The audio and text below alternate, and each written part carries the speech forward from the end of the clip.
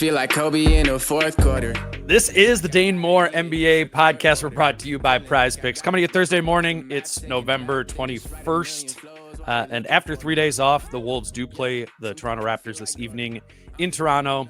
I guess if you're listening to this on Friday morning, looking for a recap of that game, Kyle and I will record that on Friday morning. It'll be out Friday afternoon. But today, because it's Thursday, I'm joined by Britt, Robson, and Britt. I'd like to start what we're gonna talk about today, just by going through your column, which was on the Wolves' second timeline guys, and how the kind of size and shape of their roles have changed this season, maybe more than we anticipated after the acquiring Randall and DiVincenzo. But first, maybe we should start by you defining for the listeners what the second timeline, who the second timeline guys are, and why you find this to be an important storyline this season. Sure. Second timeline are the people who are going to be the core when Gobert, Conley, Cat/Randall, the players who are now considered the veteran leaders of the team will age out. Gobert has now a 3-year contract. Conley is this year and next year. But these two guys, Jaden McDaniels and Anthony Edwards, are signed long-term till close to the end of this decade. Mm-hmm. And it's hard to think that the Wolves didn't make the Cat deal knowing that Reid has a $15 million player option coming up. That's maybe 55 to 60% of his market value right now. And asking for a hometown discount is one thing. Paying a guy $15 million as his contract expires when he clearly is worth a lot more than that is really playing with fire if you're a general manager. Sure. So I'm assuming that the Cat trade was in many respects a way to free up financial flexibility, knowing that you're going to extend Nas. So therefore, which kind of empowers this whole second timeline. Like, yeah, absolutely. Cat put it in theory, or economically put it in his contract, put in jeopardy the idea of being able to keep Anthony Edwards, Jaden McDaniels, and Nas Reid together through, the 2020s. Exactly. And that, I mean, if you're a good president of basketball operations, and Tim Connolly has certainly proven to be that, you're thinking proactively as well as for the current time. Mm-hmm. Dillingham was also made with that timeline in mind. What he's trying to do is win now and be in a very good position to win later.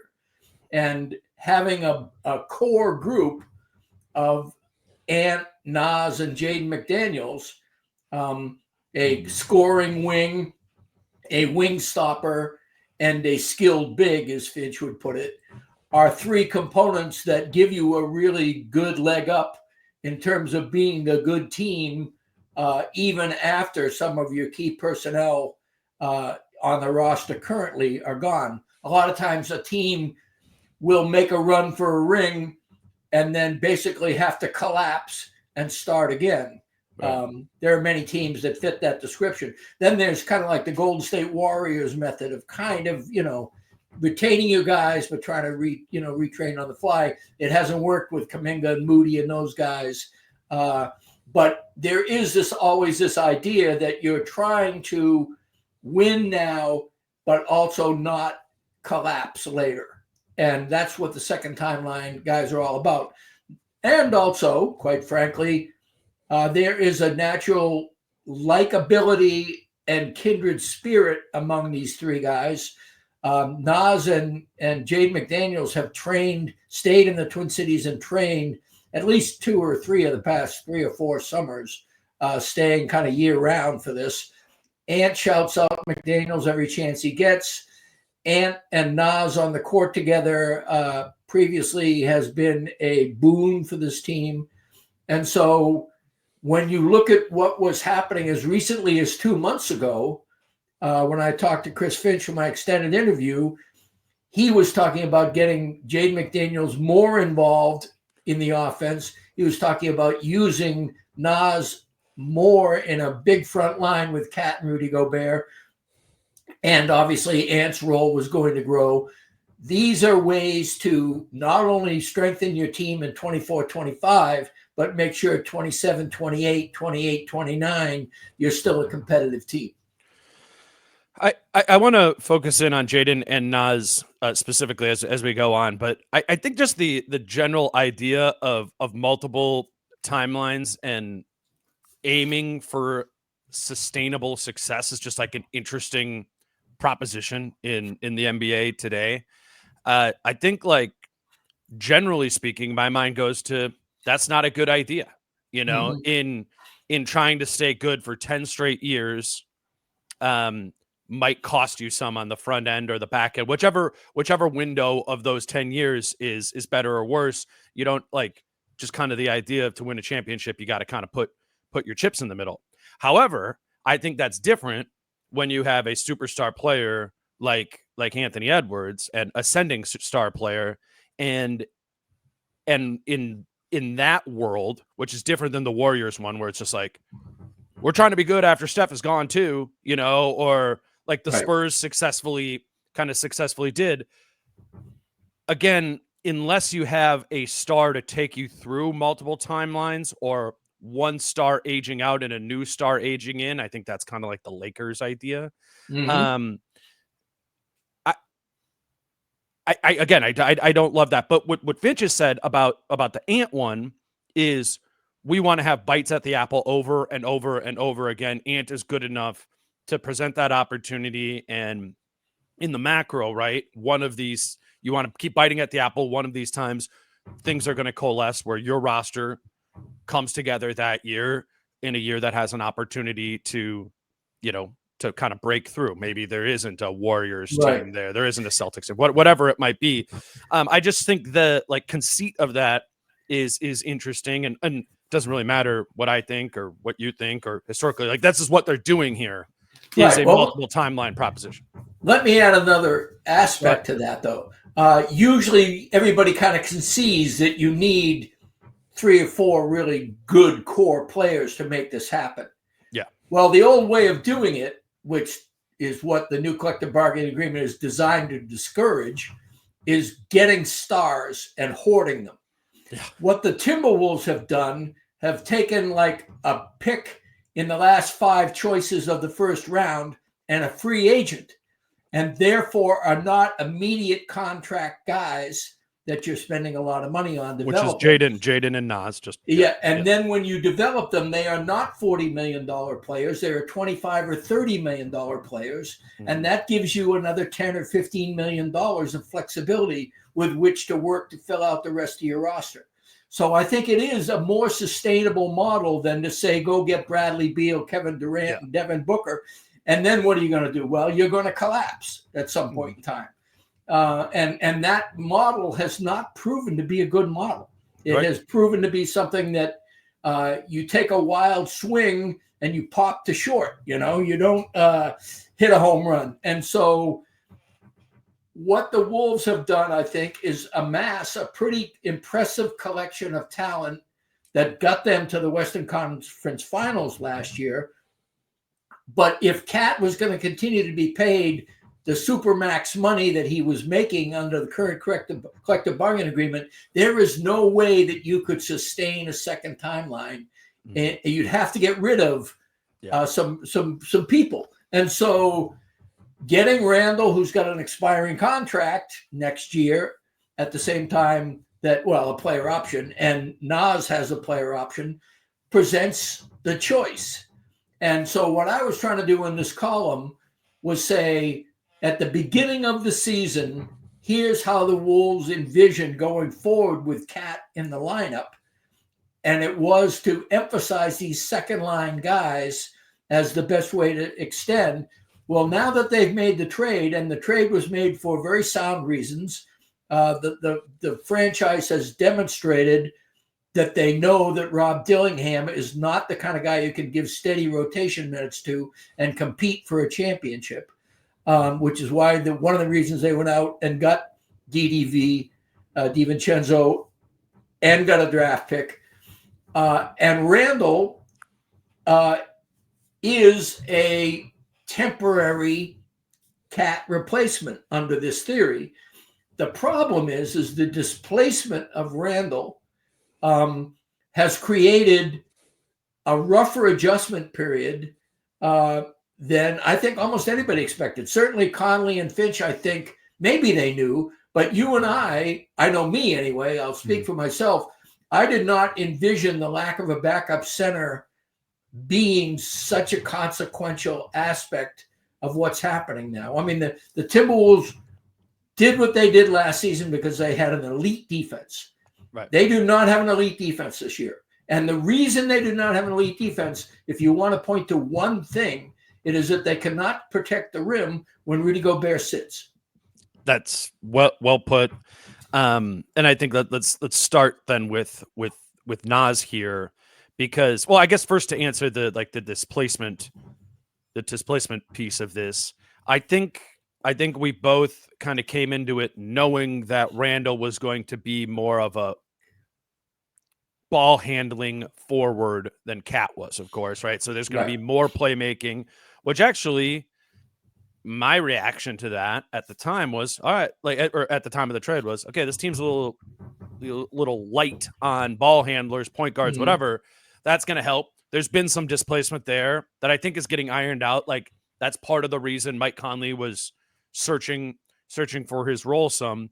But what I think I missed, and you acknowledging as much in your column as well, is the impact Randall's presence rather than Cat would have on the shifting role of both Jaden McDaniels and Naz Reid. You said the backup center bit, the Jaden piece is just that he was supposed to get the dial turned up on his overall offensive influence, role, usage, everything, which is, it was, I mean, your conversation with Finch is so helpful because it happened, and it was a 70-minute conversation with Finch and piece that you wrote on that right before this trade happened. And he told you everything that they were planning on doing this season, or not everything, but it was the first time we'd started getting some of that. The basics, right. The basics of what the plan was going to be if Cat, with the abiding expectation at that time, which was that Carl was going to be back and they were going to be kind of running the roster back. And he was really into the idea of turning up McDaniels' role. He said, I am baking in a leap for Jaden McDaniels this season. And he acknowledged in that piece that Naz Reid's best position defensively is guarding forwards more so than centers. Well, what's happened is Jaden's usage is down a little bit. Maybe in part because he's not had a great offensive start to the season, but it's also just kind of clear watching. There's not a lot of more real estate out there for him. And then Naz has played 2 minutes at the 3 this year.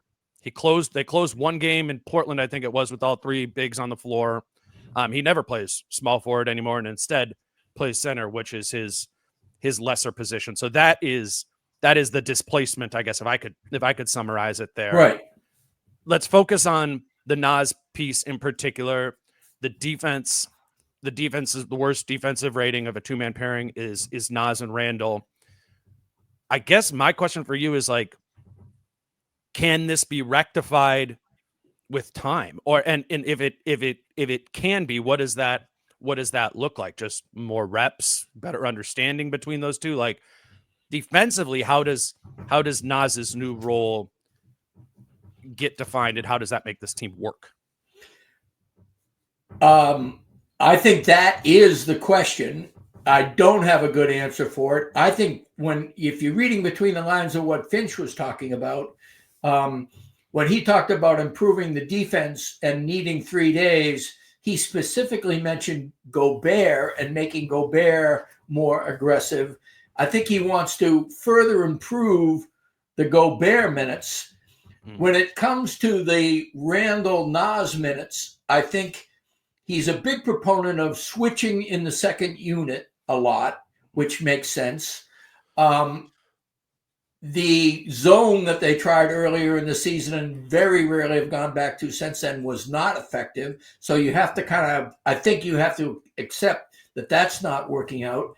I think what they really have to do, quite frankly, is play an emphasize attacking on ball defense and making sure that there isn't a lot of easy entry passes or easy 2-on-1 pick and roll layups toward the rim that steamroll Nas. Now that means more activity from Randall, among other things. Randall's weak side in the paint has been terrible, and Nas connects to Rudy. That's a shared. Yeah. Or maybe you're saying it in the Nas minutes. In the Nas minutes, but also, I mean, he's just not somebody who he's not a lateral mover on defense very much. He, when he's in front of somebody, which is, again, if you really want the obvious solution, in my opinion, and it's not a solution because it's still not great, is to flip Randall and Nas's roles in the second unit defense. Have Randall play the big and have Nas play the 4, because even though Nas isn't great at playing the 4 without a legit rim protector, because he is a wing. He's a defensive wing at heart as well as an offensive wing at heart. Yeah. We saw last year he was very capable of guarding classic threes, guys who play the majority of their time at the 3, maybe even spend some of the time at the 2 and some of the time at the 4. But the guys he could handle really well are guys who had some 3 in their mix, had some dribble penetration in their mix. Not surprisingly, Nas's defense is best at lesser people who play like Nas. So what that screams to me then is, if you have to play him at the 5 or the 4.5, which as the roster is constructed, they feel like they do, then that group has to switch everything. It just has to be. It has to be better coordinated. Exactly. And why it's not better coordinated from when I've asked the players about this exactly is they're struggling with that light switch going on and off of Rudy's on the floor and we're in drop versus Rudy's not on the floor and we're switching 5. Well, I'm just kind of sick of that excuse, man. That's not that hard. Like, just straight up, that's not that hard. And I, frankly, I actually anticipate it's going to get better after these 3 days, because I am pretty sure that the conversation looked like what the practices look like these 3 days between the game on Sunday afternoon and tonight's game in Toronto. And it is, if I know Chris Finch, it is going to have been an emphasis on the point of attack. And that when Rudy's on the floor, that's going to be about Jaden and Nikhil and Ant, and Finch plainly speaking to them and saying, if we don't control this here, we're going to keep getting cooked in pick and roll when it's you and Rudy here, and then they're going to throw up 15 different clips of how that happened. I think that it would be one emphasis in practice, and then the other would be, just switch. Rudy's not on the floor. Talk.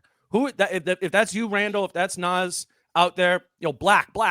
That's what we're running, black 15. That's when they're switching 5. Like that just, I get why that was an issue 2 years ago when they were flipping coverages back and forth. Because they were so used to the other one, right? They were used to the other one. Ant was 21, Jaden was 22, and Nas was 23. You're 23, 24, 25. You guys can handle multiple coverages. That just has to, or if you don't, then this team is going to be more mediocre defensively, and you're going to have to be elite offensively to counterbalance that. And I just think the more low-hanging fruit is taking advantage of the personnel that you have to switch, because I think Randall can even switch some too. So right. I just think that's where that has to. And also, let's face it, if you're a mediocre defense with Rudy Gobert on the court, then you're cooked when it comes to being a legitimate championship contender. Mm-hmm. You just are not going to. But you're going to get that back some. Like it's not going to stay bad with Rudy. Right, and it's 12th right now. And at least it was, maybe last night's games. And the Rudy on the floor minutes are great. So, yeah. But again, it does come down to, it isn't rocket science. You have a 235-pound mentally wing-oriented player who has worked extremely hard to the point of winning Sixth Man of the Year last year to remake himself as a dynamic, all over the floor in the half court player at both ends of the court.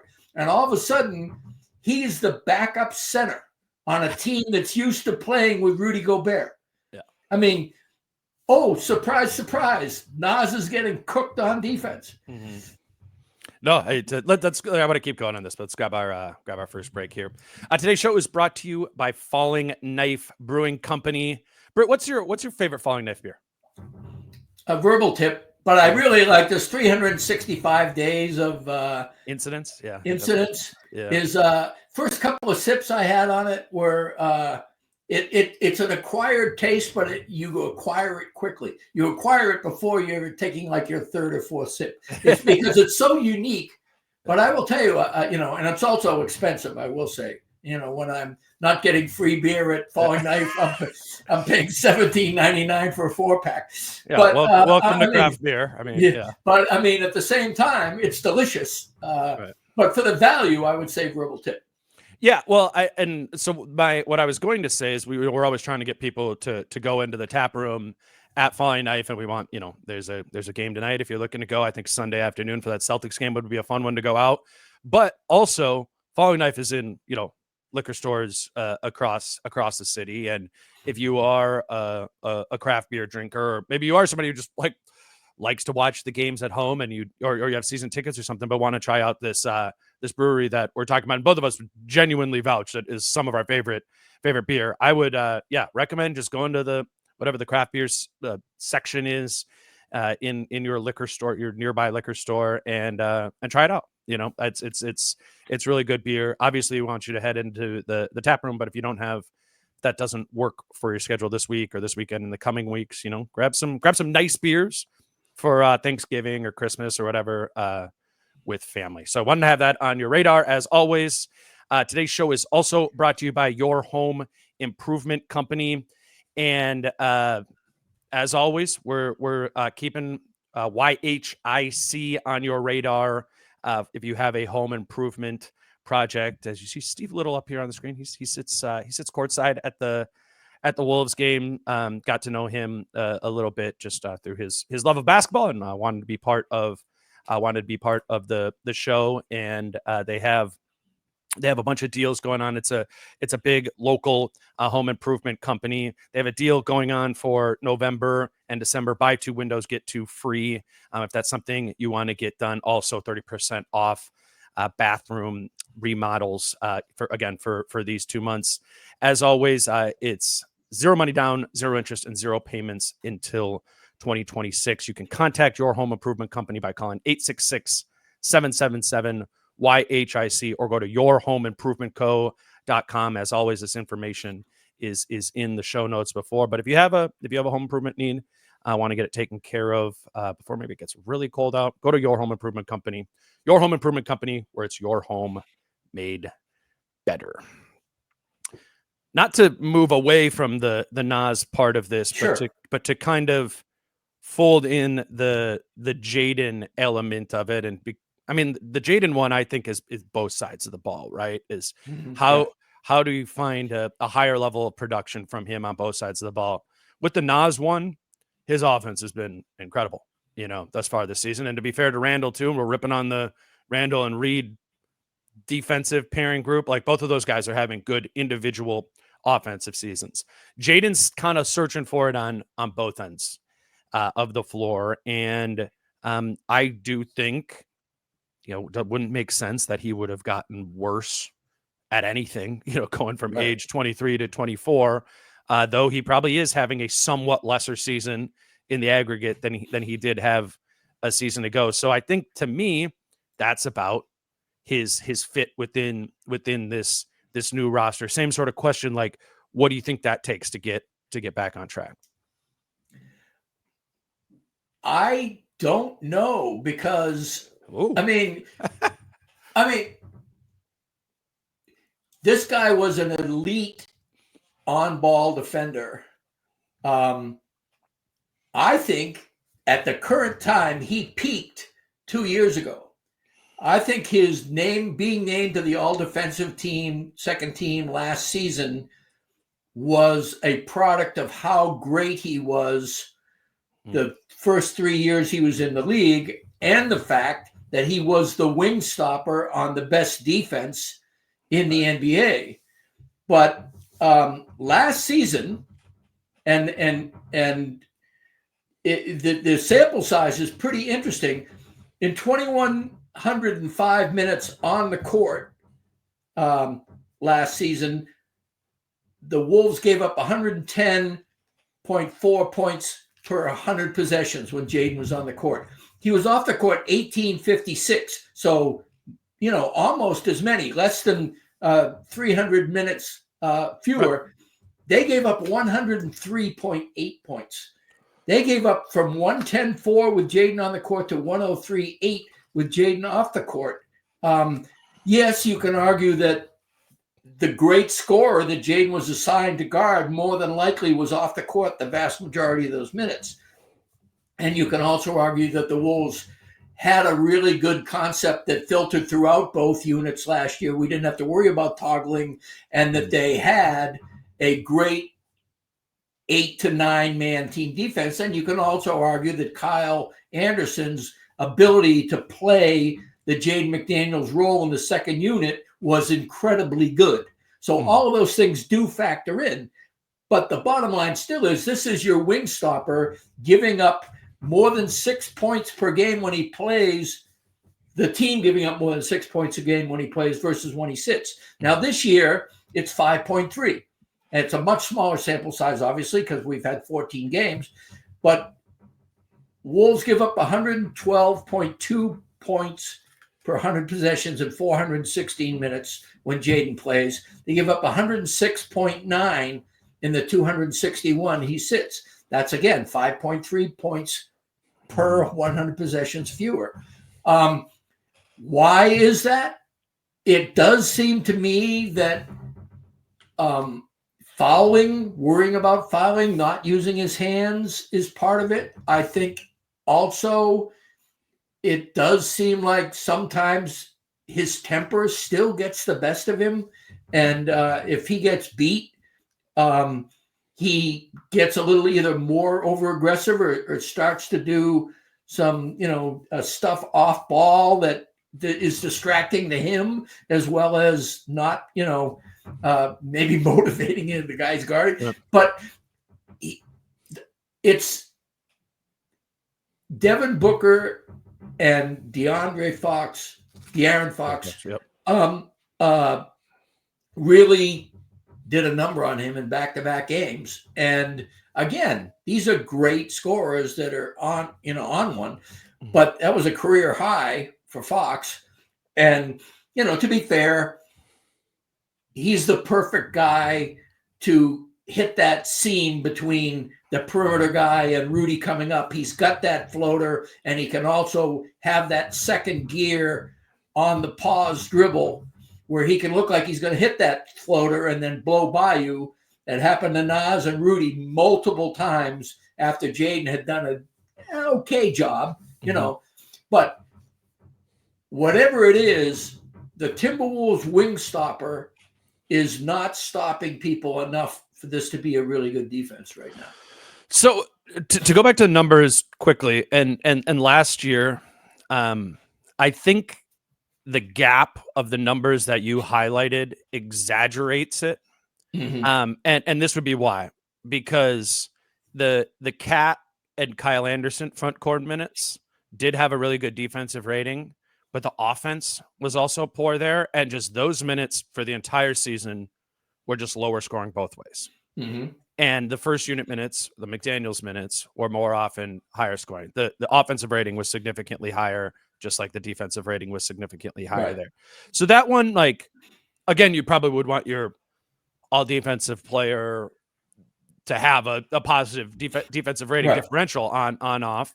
That explains it away some. But you move it to this season. Okay, right? But just quickly, go. Jaden's net rating was among the lowest of the 5 starters. Mm-hmm. So if he was benefiting from the increased offense, that offensive boost would have helped his net rating a lot more. That's all I'm saying. That's why I said exaggerated, not wrong. Right. Yeah. Okay. Fair enough. Does that make sense? And really what I'm trying to get to is it doesn't make sense for this season because the second unit offense is good. Mm-hmm. That's the difference. The Cap Kyle Anderson pairing was bad at offense. Mm-hmm. Was not the level that this was, particularly the Kyle Anderson minutes. Yeah. The Naz Reid and Julius Randle offense is really good, and the defense, is bad there. So it doesn't make sense to have that much of a gap. And Jaden plays with those guys sometimes too. So there's cloudiness within those numbers. But the broader point is that it is when you have Jaden McDaniels, your all defensive player who was paid and given an extension to first and foremost be that. And then hopefully add on some more 3-point shooting and playmaking and all those other things like that isn't showing up there. Again, I think that this is something that helps get rectified by a greater familiarity, drilling down on some things over these last few days, and a better synergy between Rudy Gobert and the defense as a whole when he's out there, because Gobert and McDaniels are out there a lot. And I think Jaden's defensive numbers are getting exaggerated this season by how ineffective the Gobert Randall front court has been and the defensive group around him has been. While Jaden is also they let Jaden just kind of take Fox, and they were like, we're guarding this with 2. And you would hope that Jaden wouldn't let De'Aaron Fox score 60 or Devin Booker have 27 when they were kind of letting him take his own. Booker had 27 in the first half. Sorry. Right.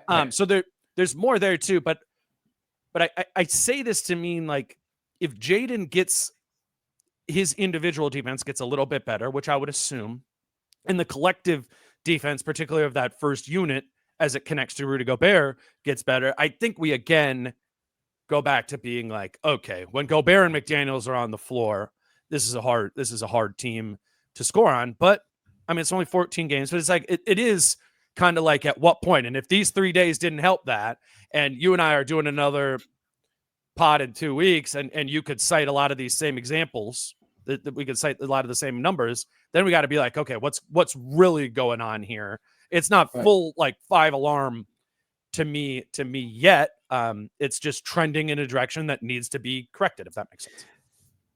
I also think it's somewhat of a style thing, and I think I'm on this much more than other people. I haven't heard people echo this, so after a while you begin to realize, you wonder whether you're out of step. You're actually not right in your thinking here.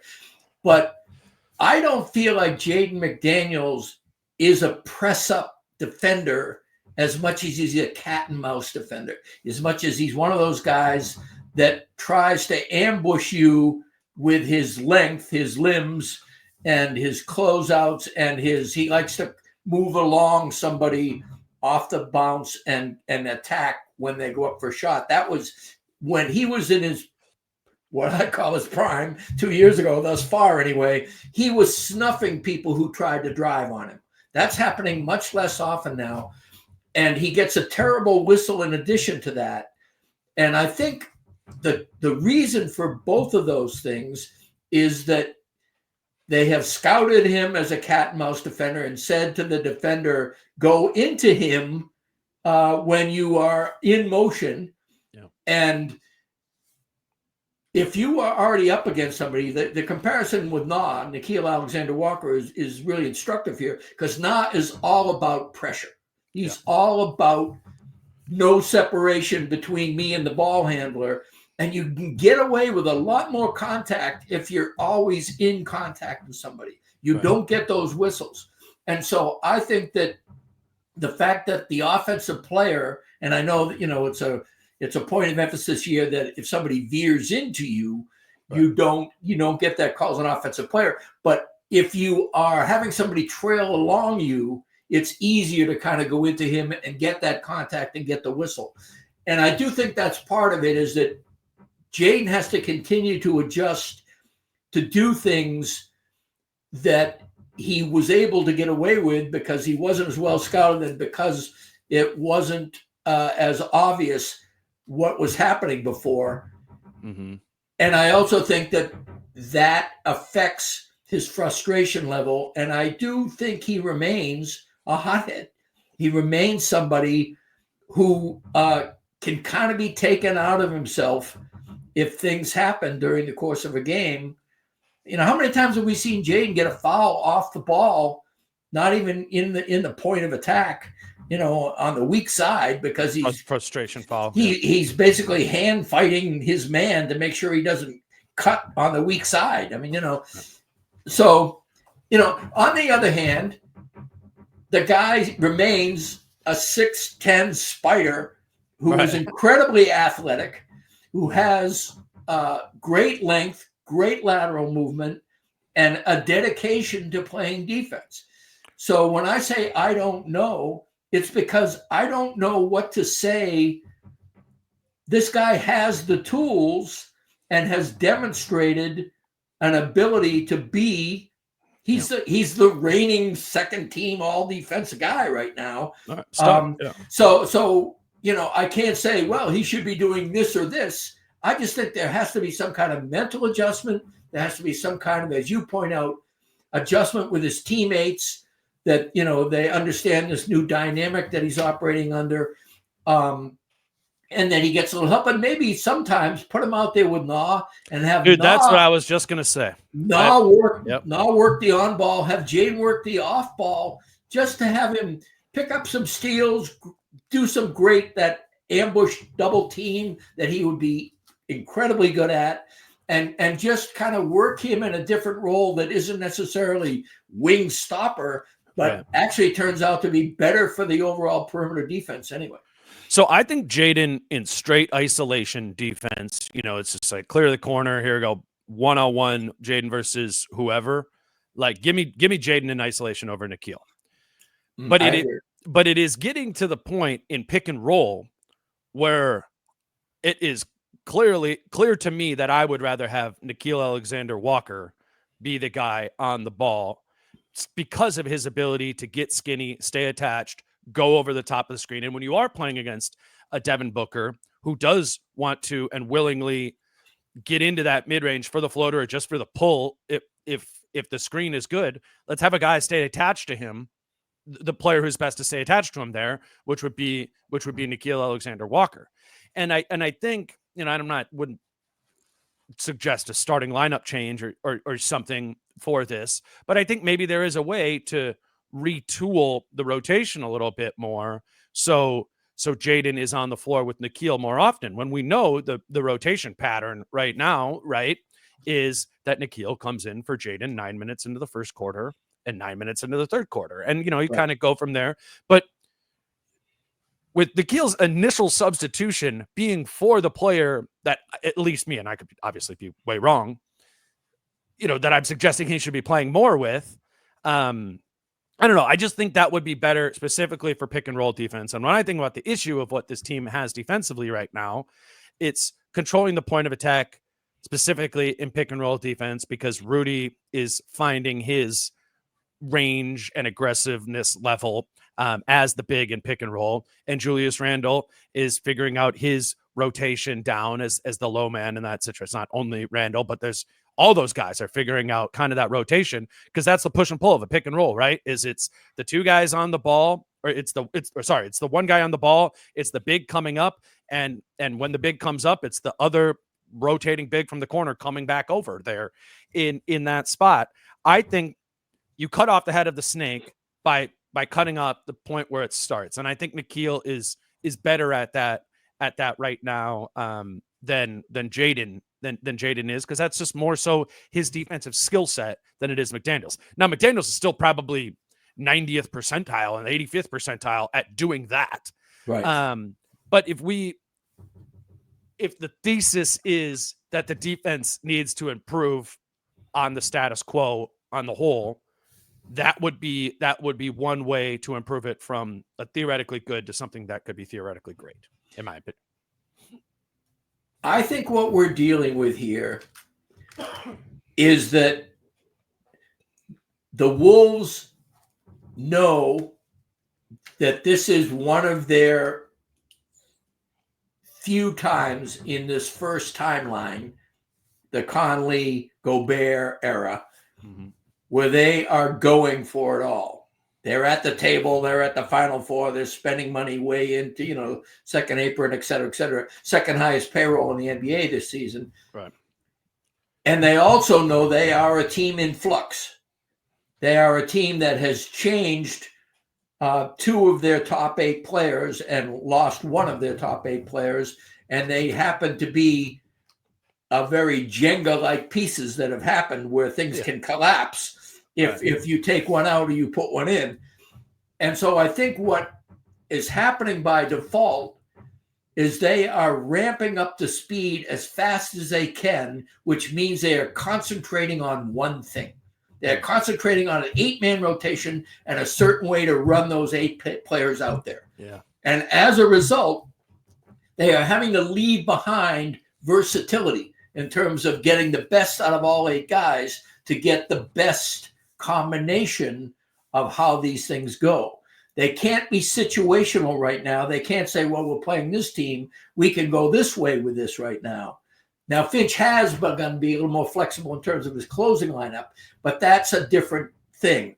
What he's trying to do right now is incorporate Randall at both ends, incorporate DDV at both ends, all the while trying to make sure that guys in uncomfortable new positions like Nas and Conley, and to some extent Jaden, get the reps to adjust to what's happening in the new status quo.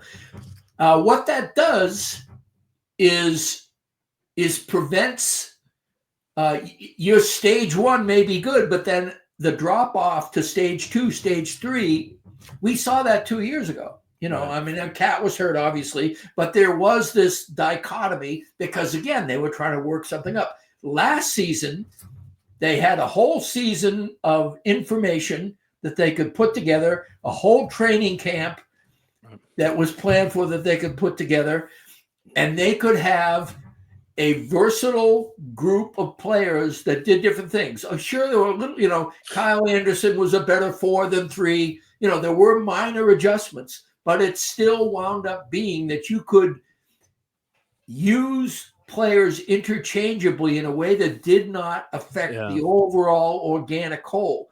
And that's unfamiliarity. That's the opportunity cost of making a trade that gave you a better backup point guard and better cap flexibility. But it also means that you have lost that continuity that created the momentum that you had at the end of last season. Yeah, the positional versatility helped create continuity through this team. In the 2 years, and Kyle Anderson was in ways a skeleton key for that, particularly if you aimed that skeleton key at the 4 and then put Nas down. Right. And whatever.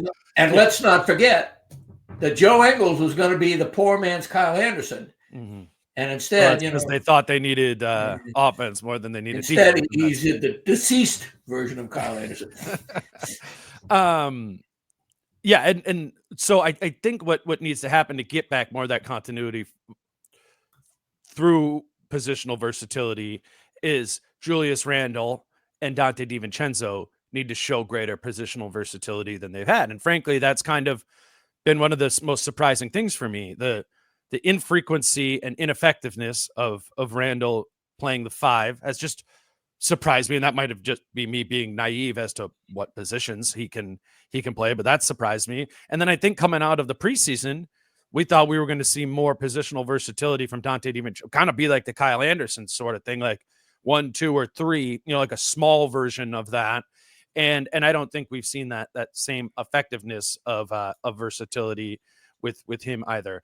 I do want to we're talking about these second timeline guys, and you focused on McDaniels and Nas in this, but Ant is the guy in the second timeline here. And you didn't get into it as much in your piece, but I wrote down, I wanted to ask you about should the expectation of Ant be, or what does he need to do to can he help this come together in a more clean way? And if so, what does that look like? Yeah. Chris Finch always, when we talk about Rudy Gobert getting mercilessly hammered in social media and everything, he always says his mistakes are loud. Yeah. And his good stuff is kind of in the flow, under the radar, etc. Ant is the opposite. Ant's successes are loud. And when he makes a stop in the final 30 seconds of a game, he handled De'Aaron Fox better than anybody in that game. Once Ant was on him, the water was, if not shut off, reduced to a trickle. And nobody else on the team was able to do that. But on the other hand, everybody else on the team had been, chasing De'Aaron Fox for the previous 47 minutes. Yeah, right. And all of a sudden is on this guy, and it's a challenge in front of him. And he is an amazing on-ball defender in situational high leverage moments. Yes. He is a loud success guy.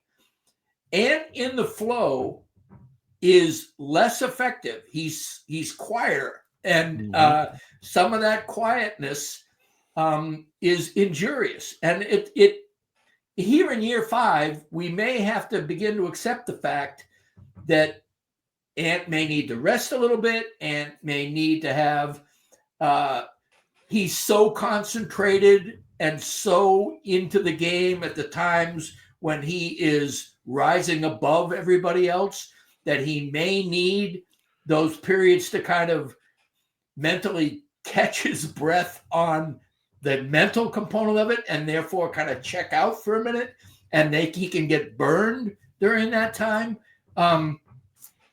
And I'll make a confession here. I almost never listen to podcasts. I listened to you and Jace after the Miami game, which is why I knew about Ant on the switching with Nikhil, but I hadn't realized until Jace mentioned it that Ant being in a position to get their inbound screwed up the final play. Yeah. So not only was he absent-minded on defense, with Conley and Nah telling us we're not going to switch until the ball is inbounded, and Ant immediately switches like a split second before the ball was inbounded, meaning that Nah needed a split second to realize, oh, I'm on this guy, and the guy's already getting a layup, and he gets an N1.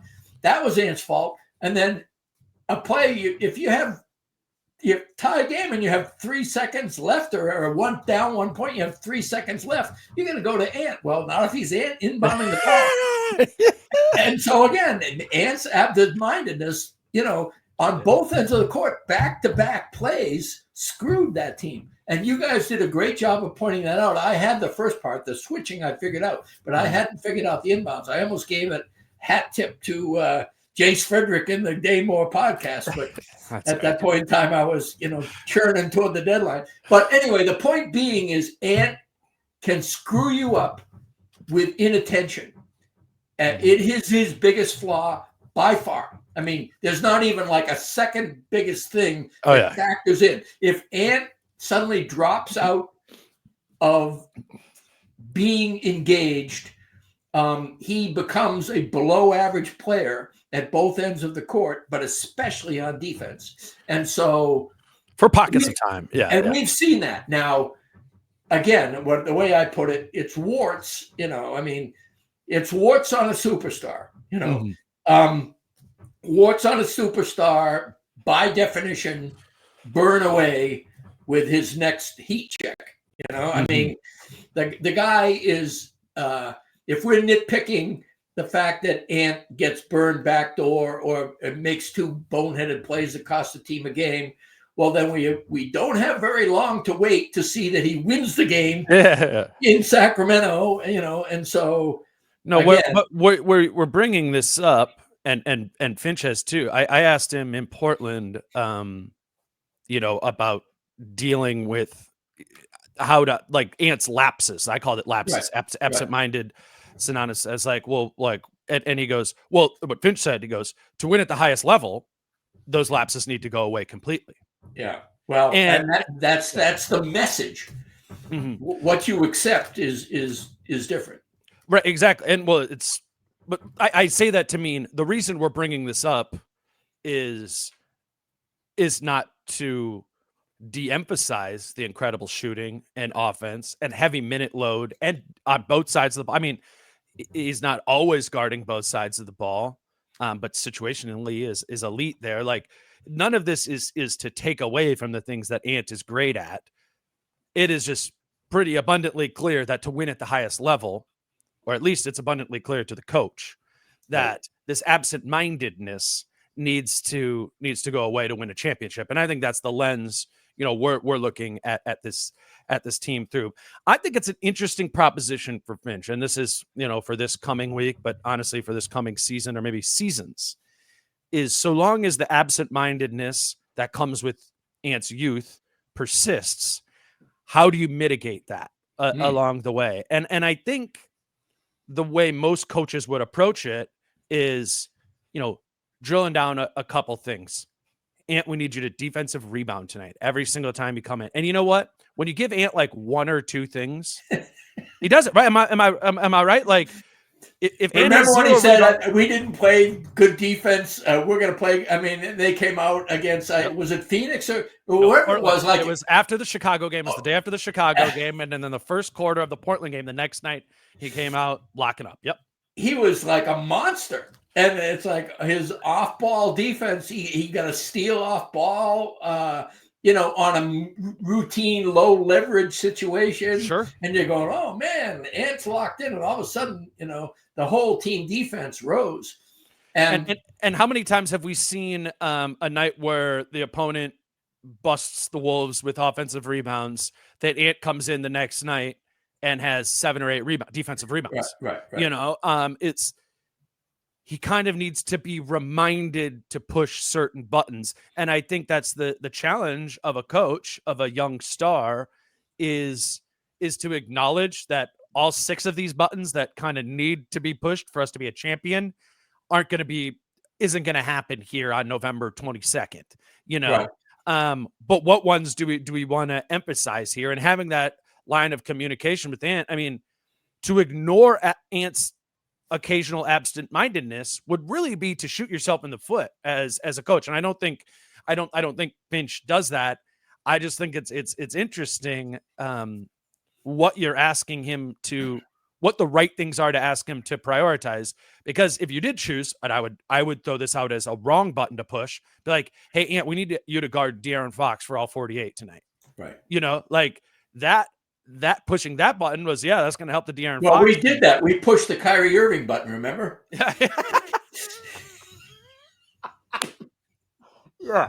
Yeah, exactly. Well, that's what I'm saying. There's just an opportunity cost to every button, to every button. Exactly. And so it's just it's a real test for Finch, and it's a real it's why their relationship being as good as I understand it to be matters. Right. Because these are the things, while Ant is 23, that clearly are going to continue navigation. The consistency of effort, the absent-mindedness defensively, what you're trying to play make for offensively in this way. What are we going to make the shot selection prioritization be given the opponent, or given what we need offensively night to night? Those are the tricky things, and it just comes with part of the Ant package right now. I have two sides of that argument that I can embrace easily both ways.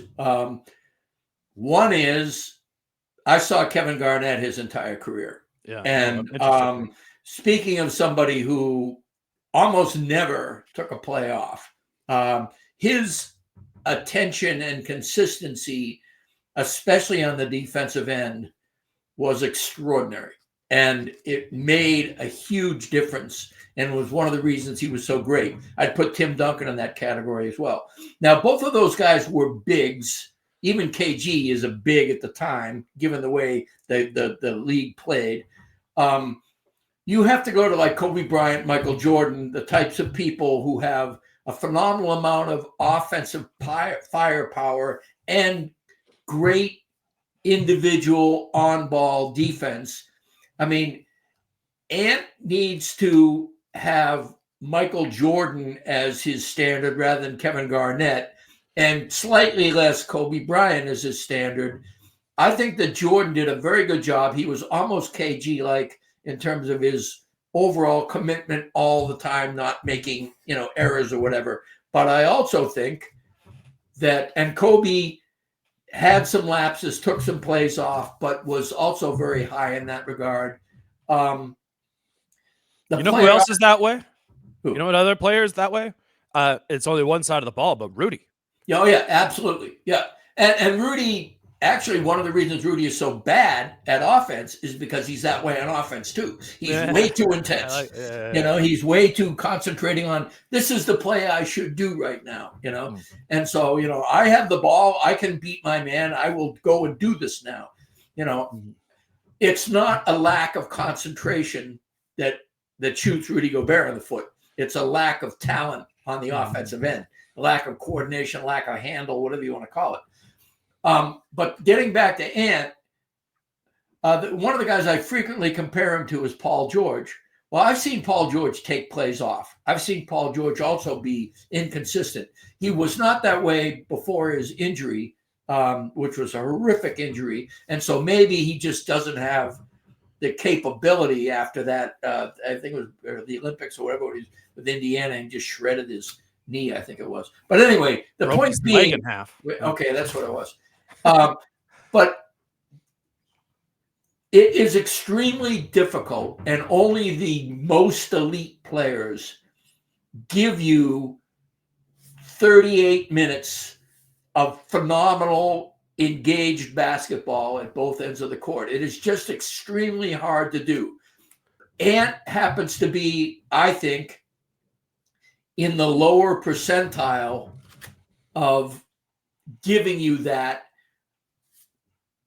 but he has such elite upside that you can forgive a lot of the frequent lapses he has on the defensive end while encouraging a greater percentage. And to be fair, I do think this season has not seen him be better than last season in that concentration regard. But I do think that it has not been worse.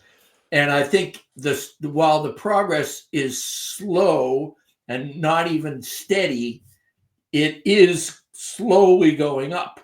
Mm-hmm. And so I agree with you. Where was KG's at 23? If Ant, so let's say Ant of whatever this is locked in this. Yeah. If Ant is a 5 out of 10 at 23 years old, what was KG at 23 years old? I don't know. KG was just wired differently is the problem. I mean, KG was... so KG was like that at 23, KG needed to be running hot in order to play at his best, and he understood that. KG was not somebody who would ever going to be a quiet leader, ever going to be a absent-minded.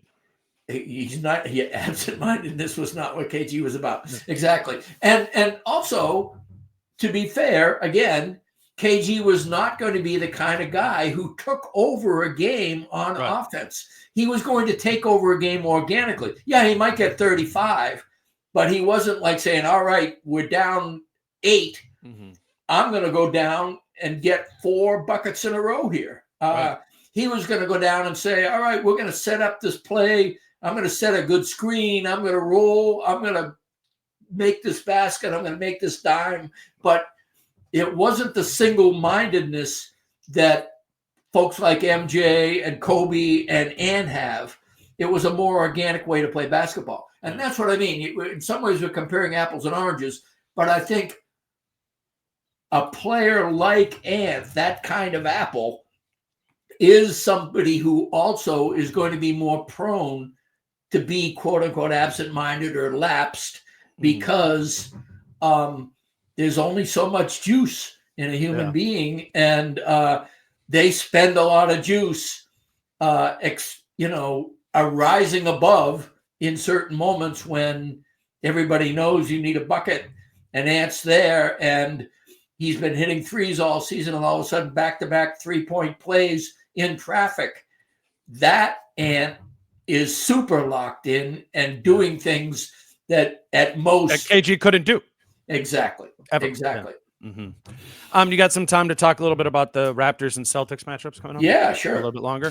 Let me start it by going through we don't often record on the day of a game, so there isn't often prize picks of Wolves games when I'm going there. So I was looking at it this morning, and I like the Wolves' ability to control the point of attack more. Like I was saying, I think that will really be addressed. Or was addressed in practice these last 3 days. RJ Barrett is that guy for this Raptors team, and if you haven't been following the Raptors, not you specifically, but maybe you too. Like RJ Barrett is doing well in that role. I watched amazing career season by far. Yeah, he was great against the Celtics. I watched that game earlier this week. Had a triple double. But I'm going to take for one of my picks here, RJ Barrett to have less than 27 points plus assists. In this game. I did 2 Raptors once, so you can mix this in for other listeners. And then Jakob Poeltl, I think, is just a perpetually underrated player. He has the push shot I always dreamed that Rudy Gobert would have. So I'm going to take Jakob Poeltl have more than 15 and a half points in this game. So for Wolves fans or listeners listening to this right now, that's two I like, and kind of how I'm seeing this game play out. You can check those out at prizepicks.com or on the Prize Picks app. You can use promo code Dane for $50 sign up bonus. I think it's if you're looking for something extra to have on a game, or just kind of do your pick, do it for $5. It's not doesn't have to be a big thing, but that's 2 I like for this game. Britt, kind of too. I want to talk about we don't have to spend too much time on the Raptors game because this is going to come out a little bit before. But I was watching basketball last night. I was watching the Blazers Thunder game, and I know I do this all the time where I watch a team play in the first couple weeks of the season. Maybe I'll even catch them twice. And I'm like, okay, yep, that team sucks again this season. Right. And I was totally on that with the Blazers. And I just say this isn't related to the Raptors game. Like the Blazers, they got blown out by 40 by the Grizzlies. Then they beat the Wolves twice. And then they beat the Hawks. Right. And then they played Oklahoma City tough last night. And on the fringe of beating them. And I don't know if this is me, Dane, doing the rose-colored glasses thing or glass half full, whatever. I'm just saying, for me, that double Blazers loss, is not as bad as I thought it was. I think that Portland team is better than I thought it was when I went into last week and they lost those 2 games. And I say that to mean Toronto has an awful record, and so you look at this game tonight, and I've just because I watch. I do it. I watch if the Wolves are playing a team, I watch the team's previous game or two. So I've seen a decent amount of Toronto this year because it's the second time they're playing them.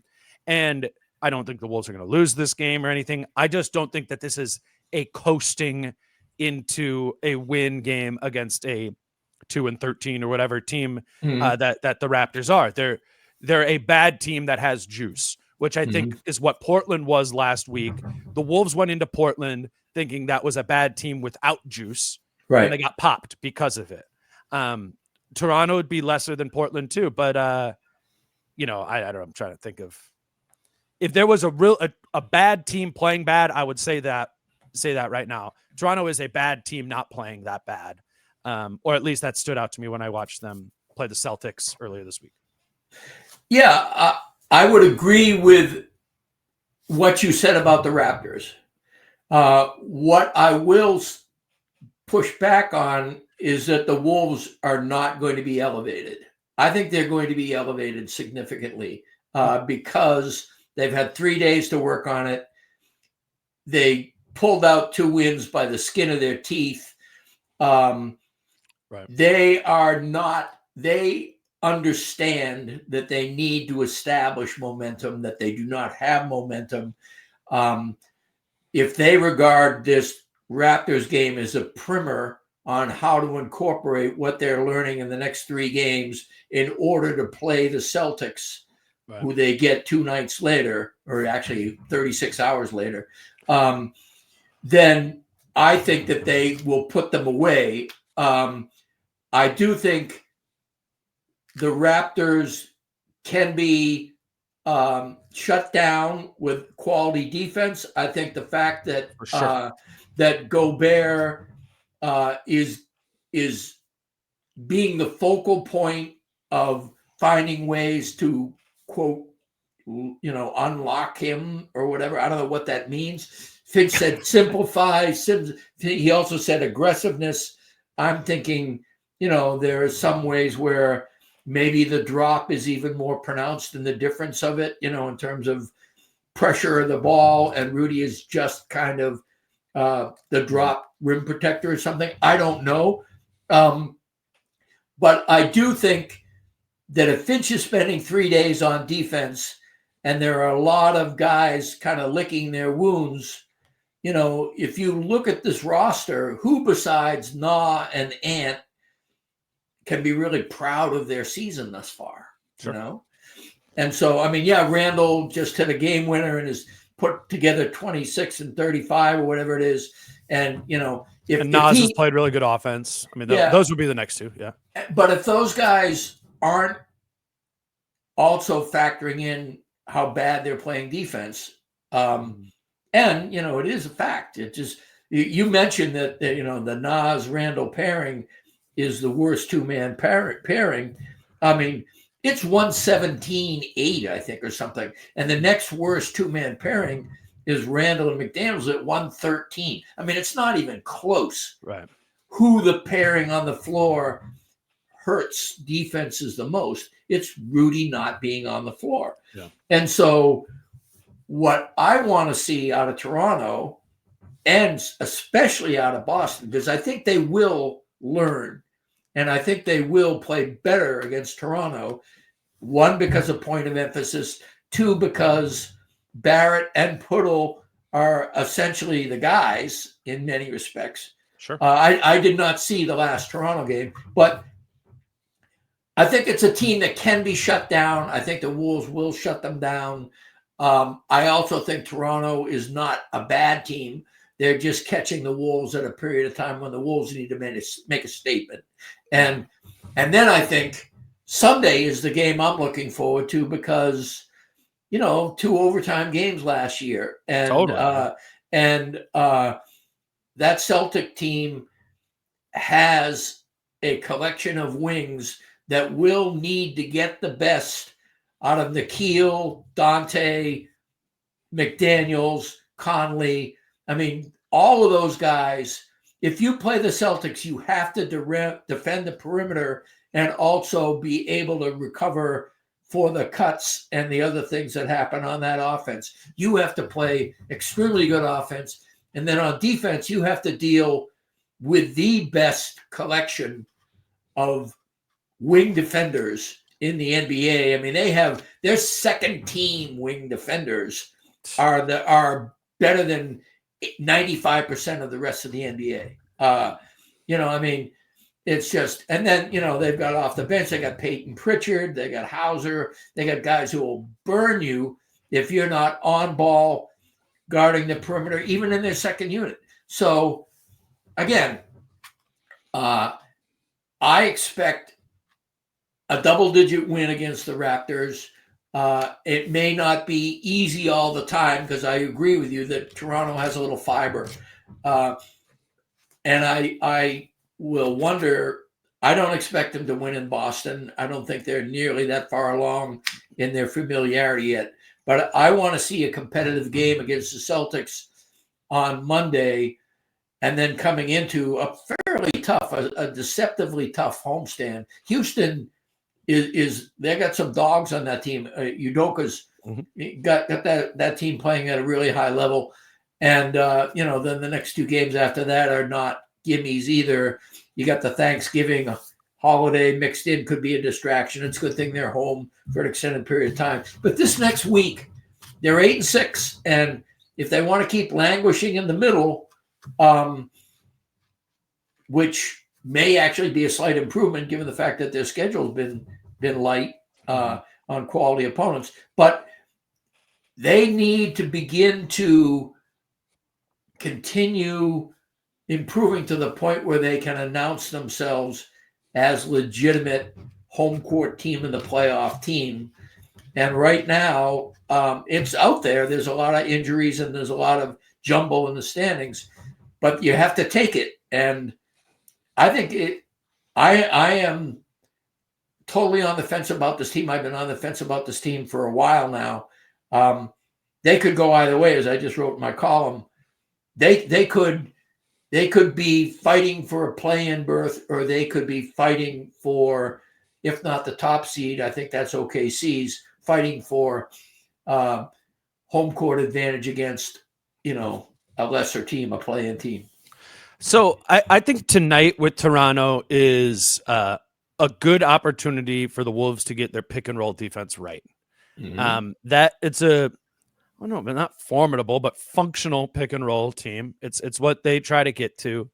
And it's something that, again, not that the Rudy minutes have been terrible, but it's not, it isn't as clean defensively when Rudy's been on the floor. I think this is a good opportunity to have worked on that for 3 days, have Jaden and Nickeil try to slow Barrett at the point of attack, have Rudy be able to effectively manage playing two between Barrett coming down and Pirtle in the middle there, who I'm kind of joking about the push shot, but he literally might have made like 11 of those against the Celtics, because if you're back and drop, right. They're just going to hit that quick and he's going to take it quick.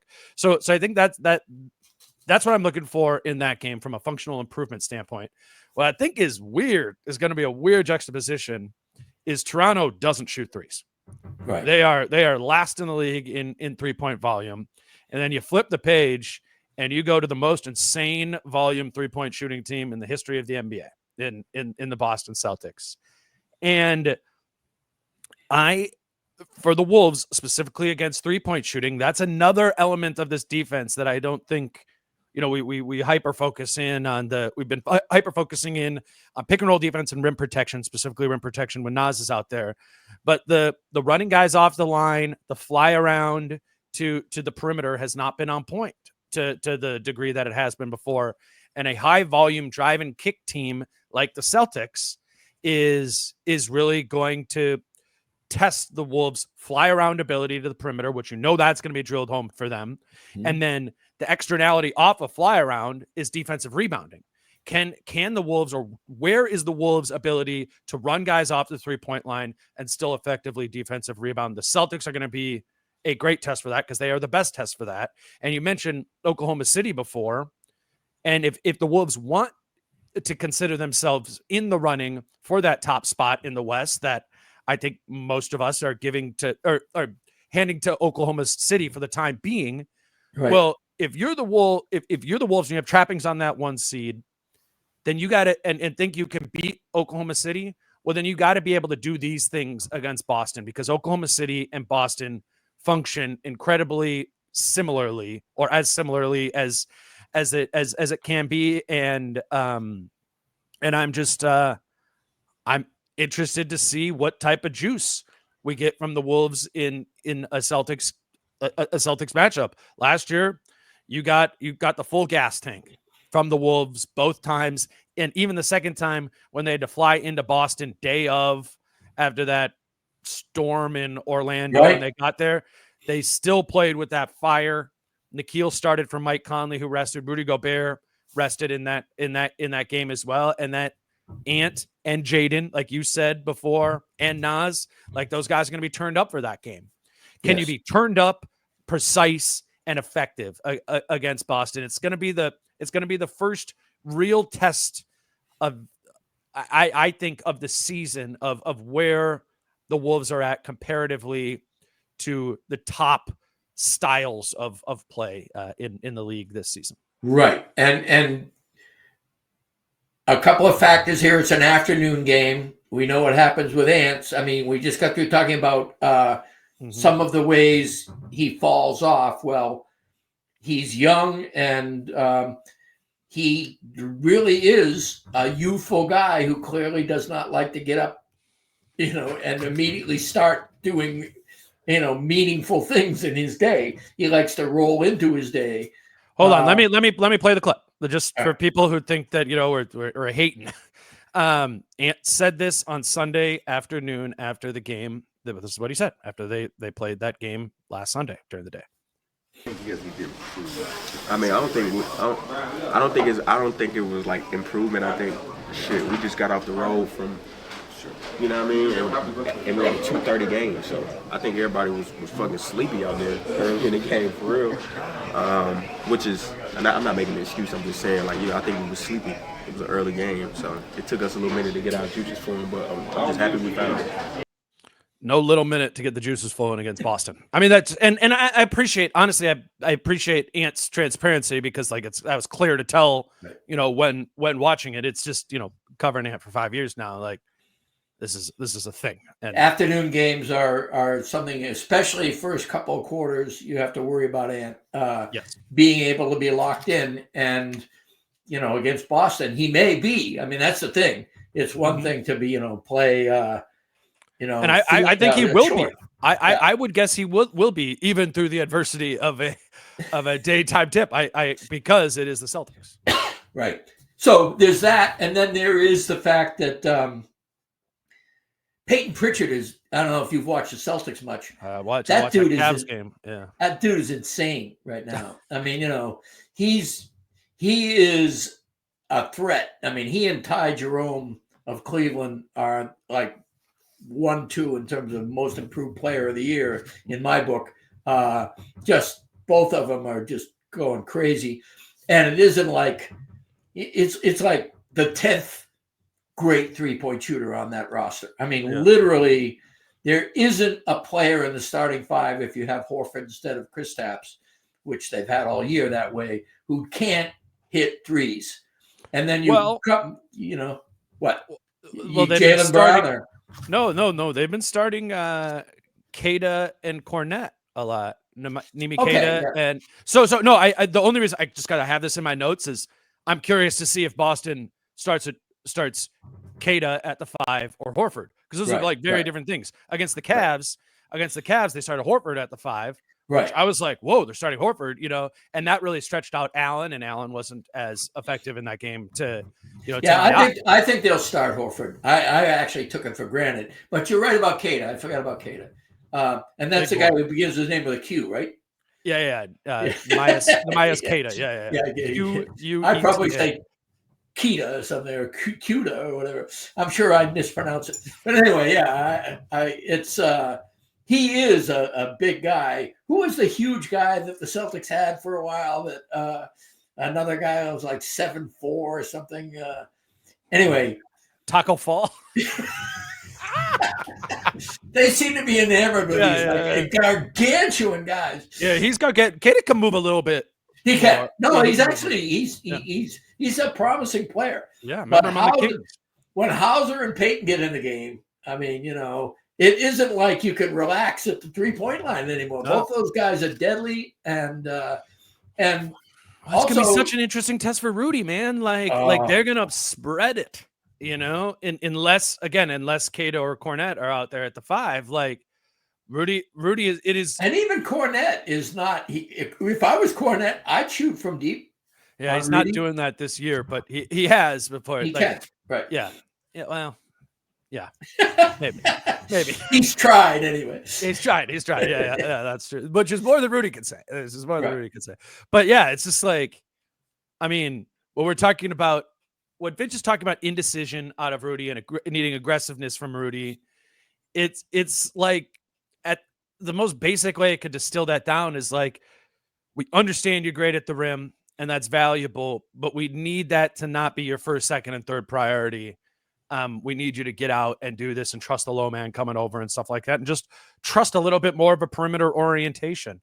And they need that out of Rudy every game, but there's no option against the Celtics to not do that if the Celtics are playing 5 shooters on the floor, which they're going to do for the majority of the game.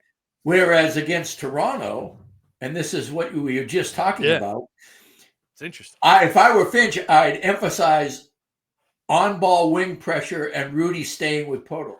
Yeah. I mean, almost the opposite, strict drop and don't mess with anything but drop against Toronto just seems like, the way to go. But I totally get what you mean. Hey, It's that's too that push shot, totally- baby. Push shot. You watch. Right. You all watch. No, man, I think I like the run up of it. I like 3 days off. I like Toronto as an easier opponent and into the Boston game because it's crazy. I mean, in 7 they played a 2:30 game against the Suns, and then it's 7 days later they play a 2:30 game against the Celtics, and all they're going to have done in that entire time is play one game against the Raptors. Right. Like, and only travel to Toronto and then to Boston, which is not an arduous trip, you know. Yeah, they got to Toronto on Wednesday morning, or like noon, you know. So yeah, it's not there aren't like the baked in reasonable excuses. Right. Hey, I know we're running a little long, but I just wanted to mention something in my N1 newsletter that I just decided to point out.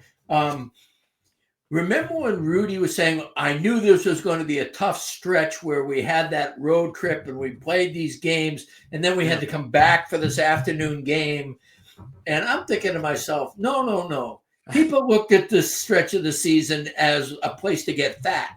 You know, it was not. You could say that you thought that Time Lord and Klingon were going to be a 1-2 wallop on you now, but that isn't what people thought before. They thought those 2 games, staying in the same place, by the way, in the same city for those 2 games, make it a really easy back-to-back.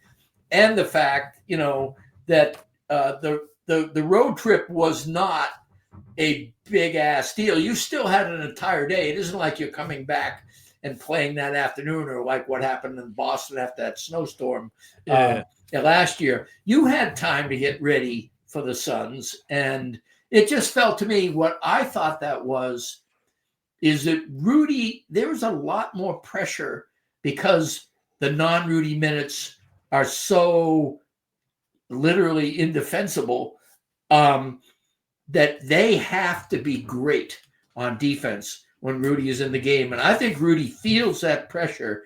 And I think his minutes are harder on him this year than they were last year. Yeah, I'm glad you brought that up. Because I had the same thought when he was saying that in the locker room of like, you know, I knew this was going to be a hard road trip. And Britt and I were talking about it. We were like, that's 7 wins in a row, you know, whatever. Right. And I'll say this. If it wasn't Rudy Gobert saying it, I'd be like, all right, that's BS. You know, that's an excuse. I do take Rudy Gobert's commentary to be that of an honest witness. Absolutely. Not for challenges. Very dishonest in that way. Well, no, I think he's like Nas. He honestly believes he never commits a foul. Yeah, right. But I thought about that after the fact, and it was, you know, 2 games against the Blazers. I think what he's getting at is it was the first extended road trip, and it was on the West Coast.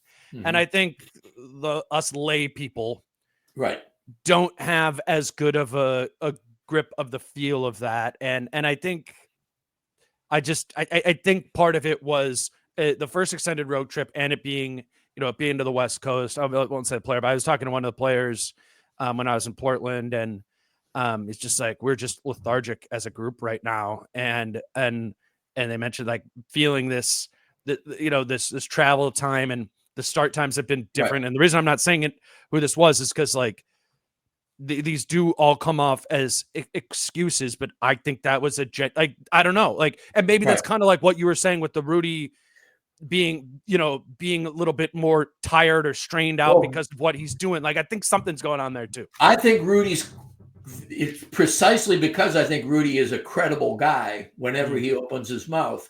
That indicates to me, all right, this doesn't seem like an incredibly arduous situation. It felt arduous for him. All right. So what does that mean? That means his minutes are grinding on him more this season than they were before. And part of that is losing. He takes losing very hard. But part of it also is, I think there is